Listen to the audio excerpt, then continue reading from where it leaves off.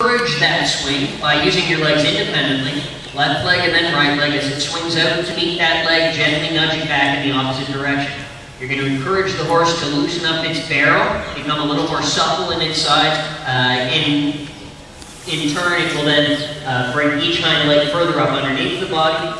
By doing that, you change the shape of the whole horse. As you're doing this, I'd also like you to think about your contact that you have with the mouth. For me, a contact is generated by the horse. We hold the reins in front of us, and that is a certain amount of space that we allow the horse to have. It's dictated by the length of rein.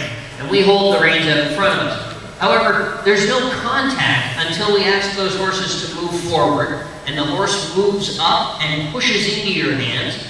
That's the creation of the contact. And in fact, then we can take that one step further and close the leg and the fingers at the same time to resist the acceleration we've just asked for. We ask them to move forward from the leg and then close the fingers. And then the horse should step the hind legs up closer to the front end, yield through the poll and jaw, change the shape of the entire body.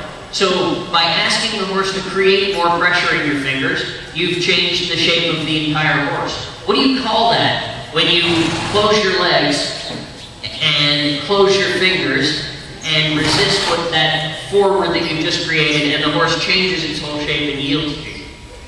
Any ideas? I call it a half halt. So when you ask the horse to move forward and create that pressure in your hand, step up and yield to that pressure, and they change the whole shape, that's the act of a half halt. And it's not an act of slowing down, it's an act of changing the entire horse, changing the balance, changing the shape of the entire horse. Why don't you guys go to a working trot rising?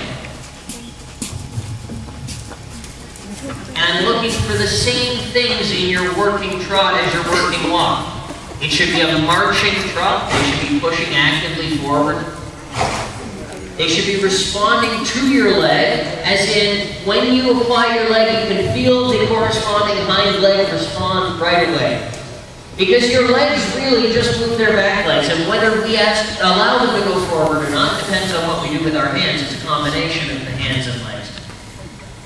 So here, you could use a touch more trot. Do you feel how there's a slight pause in every step? So you're going to add leg with every stride, encourage him to move forward, and to push into your fingers a little more. Your trot is very good. Now, he or she bounces around a little between the contact between your hand and your leg. There's going to be a couple of strides there where she'll take a feel, and then there's a couple of strides where it looks like she raises above the bridle and doesn't want to take a feel. So I want you to really concentrate on how your leg is working. Let it go down and around your sides as long as you can get it. And every step of the way, you're encouraging that horse to move forward with rhythm and connect to your hands. Your hands stay very still and in front of you. Your leg continues to help that rhythm. In fact, why don't you guys all go to a sitting trot now? Because in the sitting trot, it's a little bit easier to feel that rhythm. And this is the sitting trot is a wonderful skill to have, and it's probably underutilized a little bit. We tend to spend a lot of time posting because it's more comfortable. But feel the rhythm as you're sitting, and feel what the barrel does. It moves in a similar fashion to the walk. It moves left and right. And I want you to use your legs again a little bit independently. Feel those hind legs moving and support that movement with individual leg pressure. Help them to swing their barrel back and forth. So instead of thinking about kicking them to drive their legs underneath them, think about it.